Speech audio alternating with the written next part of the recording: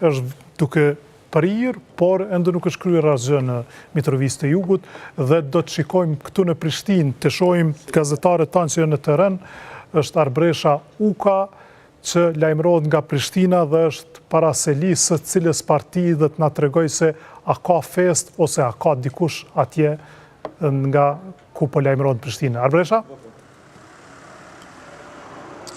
Po, Adriatik në rajvë në studio, unë lajmërohem nga selia qendrore vendosjes në kryeqytet. Jemi këtu para orës 19, pra para mbylljes së kutive të votimit, janë bërë gati 4 orë dhe pothuajse nuk ka ndryshuar asgjë pranë kësaj selie. Nuk kemi vërtetur asnjë lëvizje të një figure të lartë të kësaj strukture partijake, pra përveç që zyrtarët zakonshëm që punojnë në pjesën teknike administrative të funksionimit të kësaj selie të partisë,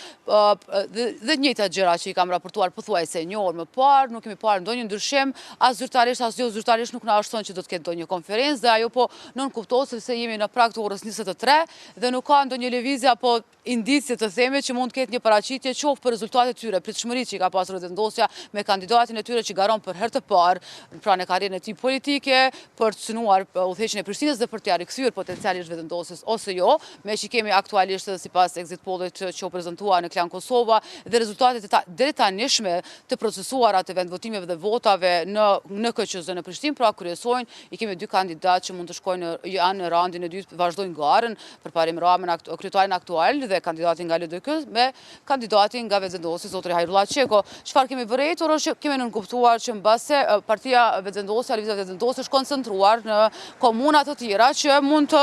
jenë afër rezultatit për shpallur ndonjë fitoren në raundin e parë ose për ato komuna që konsiderojnë që për pak vota mund të jenë më keq dhe pra koncentrimi i tyre është më shumë lokal se sa në kryeqytet. Megjithatë, ne kemi tentuar disa herë për të pasur ndonjë komunikim dhe për të parë se me të vërtetë kanë qenë pritshmëritë e tyre këto reale, qofshin për Prishtinën dhe për komuna të tjera. Edhe në fund KQZ-ja është ajo që do jep rezultatet preliminare dhe për të parë sa është diferenca aktualisht, nuk shohim diferencë të thelluar mes dy kandidatëve që kryesojnë garën në Prishtinë e që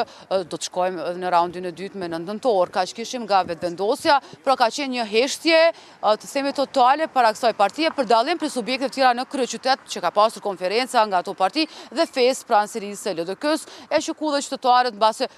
rastësisht apo jo kanë qarkulluar nga lëvizja vendosje, pra pranë lëvizjes vendosje me automjetet e tyre me simbolet dhe flamojt e LDK-s për shënuar sipas tyre që po e konsiderojnë fitore daljen e kandidatit Rama si pari në këtë galë lokale anëse me balotazh po duket rezultati i tillë tani për tani. Kaq kishim.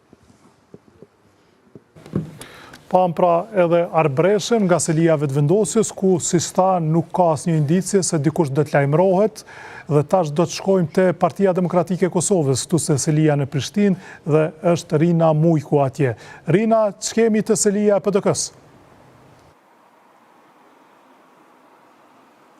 Në fakt, Adriatik, Uran Ismaili, kandidati i Partisë Demokratike të Kosovës për kryetar të kryeqytetit, nuk ka qenë fare i planifikuar as që të mbante konferencë në selinë qendrore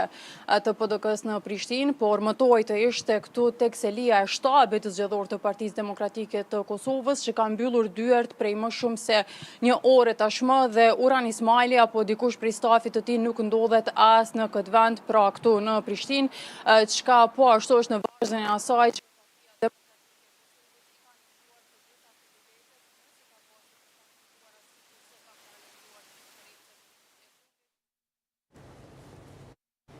Jo vetëm dyert të shtabit të Prishtinës të mbyllura, por dikush ja mbylli edhe zërin Rinës, pra humbëm zërin derisa ishim duke e dëgjuar